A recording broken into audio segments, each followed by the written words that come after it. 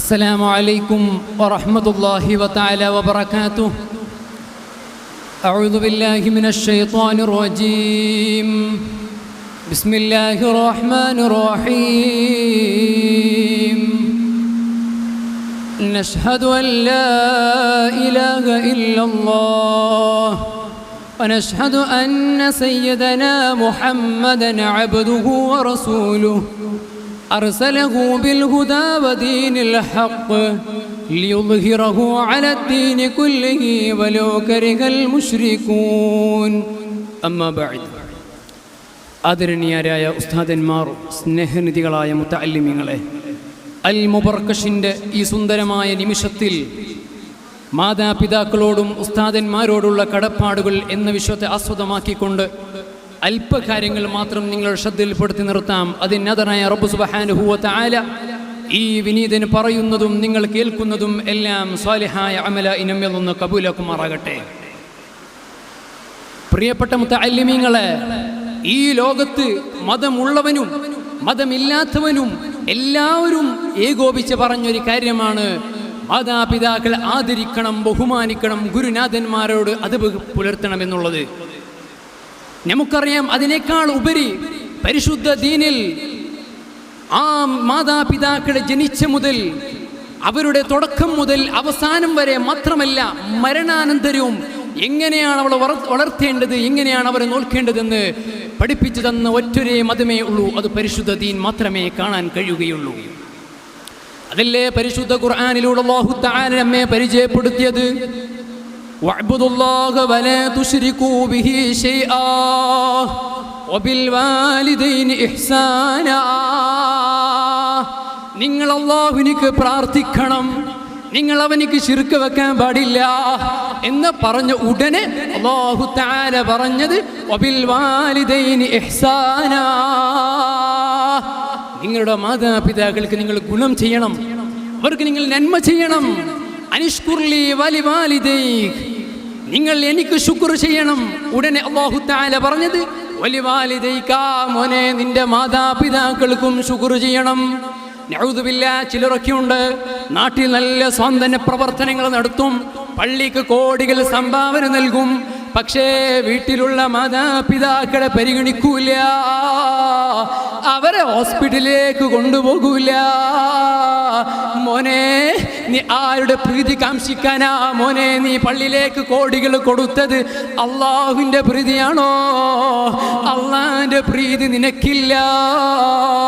ശഫീഉനാ റസൂലുള്ളാഹി തങ്ങൾ തന്നെ പഠിപ്പിക്കുന്നു, റിളർ റബ്ബി ഫീ റിളൽ വാലിദി വസുഖ്തുർ റബ്ബി ഫീ സുഖ്തിൽ വാലിദി. മോനെ, അള്ളാഹിന്റെ പൊരുത്തം മാതാപിതാക്കളെ പൊരുത്തത്തിലാണ്, അള്ളാഹിന്റെ കോപം മാതാപിതാക്കളെ കോപത്തിലാണ്. അള്ളാഹിന്റെ തൃപ്തി വേണോ? ആദ്യം പോയി വീട്ടിലുള്ള മാതാപിതാക്കളെ പരിഗണിച്ച് മതി ബാക്കിയുള്ള സ്വന്തന പ്രവർത്തനങ്ങളെല്ലാം നടത്താൻ. فلا تقل لهما اف فلا تنهرهما قولا وقل لهما قولا كريما. മോനെ, നിന്റെ ബാപ്പയോട് ഉമ്മയോട് എന്നൊരു വാക്ക് പോലും നിന്റെ നായിൽ നിന്ന് വന്നു പോകരുത്. ഞാൻ ഇപ്പോഴല്ലേ അങ്ങാടി നിന്ന് കേടി വന്നത്, അന്നെ തന്നെ പറഞ്ഞൂടെ? ഇപ്പോൾ നിന്നെ പറയുന്നത് പറഞ്ഞു പോകരുതേ മോനെ. എനിക്കറിയുമോ, ബഹുമാനപ്പെട്ട മുഹമ്മദ് സിരി റളിയല്ലാഹു അൻഹു, ബഹുമാനപ്പെട്ടവരുടെ പ്രധാന ശിഷ്യനതാ, ഒരിക്കൽ ഉമ്മ എന്തോ ദൂരത്ത് നിന്ന് എന്തോ ഒരു കാര്യം ഉണർത്തുമ്പോ എന്തേ എന്നൊരു വാക്കതാ പറയുകയാണ്. ശേഷം ബഹുമാനപ്പെട്ടവരൊന്ന് ആലോചിക്കുന്നു, അല്ല, ഉമ്മയുടെ ശബ്ദത്തെക്കാൾ എൻ്റെ ശബ്ദം ഉയർന്നു പോയോ?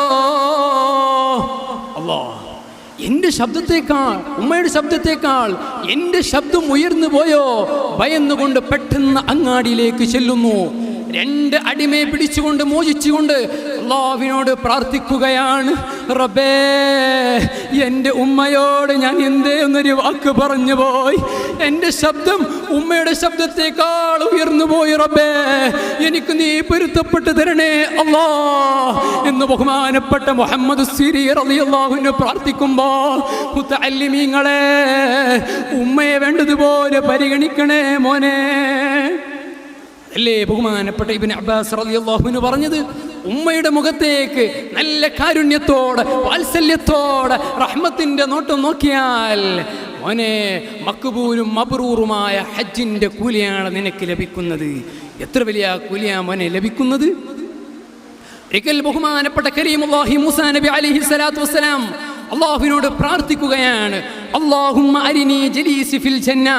റബ്ബേ, നാളെ ഞാൻ സ്വർഗത്തിലേക്ക് പോയാൽ ഈ വിനീതന്റെ കൂടെ ആരായിരിക്കുമെന്ന് എനിക്കൊന്ന് പറഞ്ഞു തരണേ അല്ലാ എന്ന് അള്ളാഹുവിനോട് പ്രാർത്ഥിച്ചപ്പോ റബ്ബ് സുബ്ഹാനഹു വ തആല ഉത്തരം നൽകുന്നു, മൂസാ, ഇന്ന ഗ്രാമത്തിലെ ഇന്ന പട്ടണത്തിലേക്ക് നിങ്ങൾ ചെല്ലണം.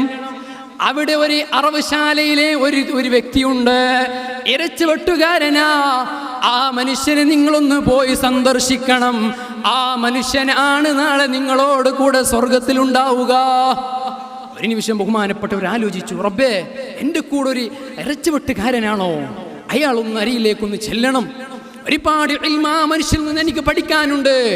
ഉടനെ ആ മനുഷ്യന്റെ അരികത്തേക്ക് ചെല്ലുന്നു, അറവുശാലയിലേക്ക് എത്തുന്നു. ആ മനുഷ്യതാ ജനങ്ങൾക്ക് ഇറച്ചി വെട്ടി കൊടുക്കുകയാണ്. അവസാനം തുച്ഛമായ കുറച്ച് ഇറച്ചെടുത്തുകൊണ്ട് ഒരു സഞ്ചിയിലിട്ടുകൊണ്ടതാ നടക്കുന്നു, വീട്ടിലേക്ക് പോകാൻ ഒരുങ്ങുകയാണ്. ആ സമയത്ത് ബഹുമാനപ്പെട്ട മൂസാ നബി അലൈഹി സ്വലാത്തു വസ്സലാം ആ മനുഷ്യനെ വിളിച്ചുകൊണ്ട് പറയുന്നു, ഓ മനുഷ്യ, നിങ്ങൾ കൂടെ ഞാനൊന്ന് വന്നോട്ടെ. ആ സമയത്ത് ആ മനുഷ്യൻ പറഞ്ഞു, എന്തോ അതിന് പ്രശ്നമില്ല, നിങ്ങൾ ആരാണെന്നൊന്നും ചോദിക്കാതെ വന്നോളൂ എന്ന് പറഞ്ഞു. അങ്ങനെ വീട്ടിലെത്തി അതിഥിയെ വേണ്ടതുപോലെ സൽക്കരിച്ചു. ശേഷം അതാ മനുഷ്യൻ ഉള്ളിലേക്ക് പോവുകയാണ്. അതാ ഉള്ളിൽ നിന്നൊരു കൊട്ടയെടുക്കുന്നു. സുബ്ഹാനല്ലാഹ്, ഒരു പറക്കുന്ന പുരുഷന്റെ ശരീരമാണ്. പുഷ്ടിച്ചു പോയിട്ടുണ്ട്, സ്മെല്ല് വരുന്നുണ്ട്. ആ ശരീരത്തിലുള്ള ആ യുവാവിനെടുത്തുകൊണ്ട് നല്ല നിലക്കഥാ പരിചയിക്കുകയാണ്. കുളിപ്പിക്കുന്നു, വസ്ത്രമണിച്ചു കൊടുക്കുന്നു, മരുന്നുകൾ കൊടുക്കുന്നു, അതാ ഭക്ഷണം പാചകം ചെയ്തു കൊടുക്കുന്നു.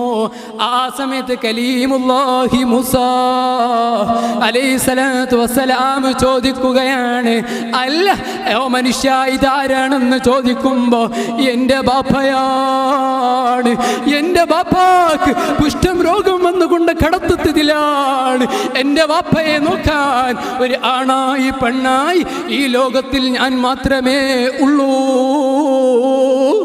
ദാ വീണ്ടും വീടിൻ്റെ ഉള്ളിലേക്ക് പോകുന്നു. വീണ്ടും ഒരു കൊട്ടയെടുക്കുന്നു. ആ കൊട്ടയിൽ ഒരു സ്ത്രീയുടെ ശരീരമാണ്, മുഷിഞ്ഞിരിക്കുന്നു. അതാ സ്ത്രീ എന്തോന്ന് പറയുന്നുണ്ട്.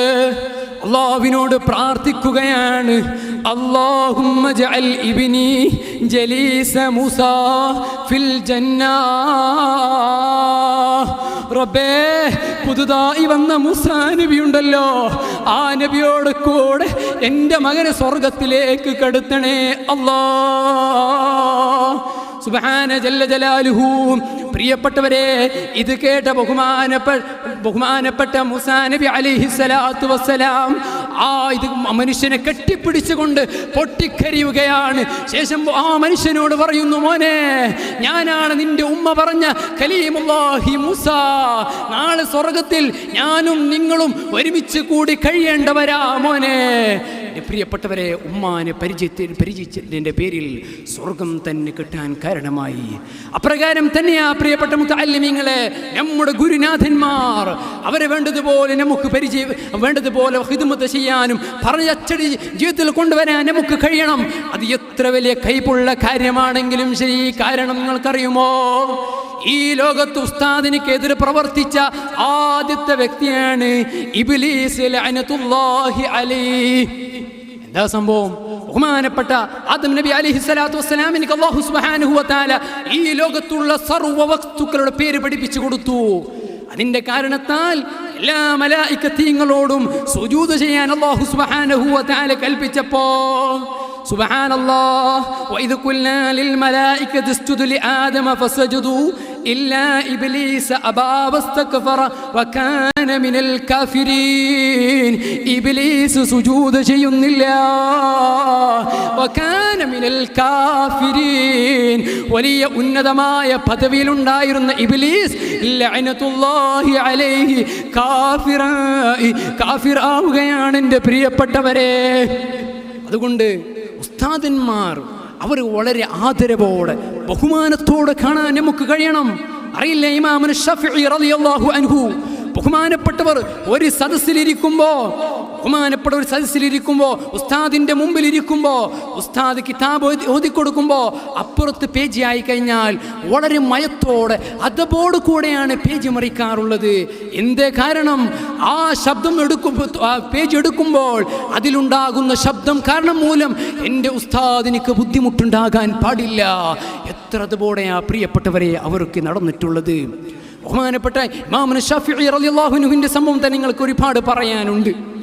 റബ്ബ് സുബ്ഹാനഹു വ തആല വേണ്ടതുപോലെ മാതാപിതാക്കളെയും ഉസ്താദന്മാരെ ആദരിക്കാനും ബഹുമാനിക്കാനും അവരുടെ തണലിൽ നിൽക്കാനും അല്ലാഹു നമുക്ക് ഏവർക്കും തൗഫീഖ് നൽകുമാറാകട്ടെ എന്ന് മാത്രം നിർത്തിക്കൊണ്ട് എൻ്റെ വാക്കുകൾ ഉപസംഹരിക്കുന്നു. ആഖിറു ദഅവാനാ അൽഹംദുലില്ലാഹി റബ്ബിൽ ആലമീൻ. അസ്സലാമു അലൈക്കും വറഹ്മത്തുള്ളാഹി. തുടരും.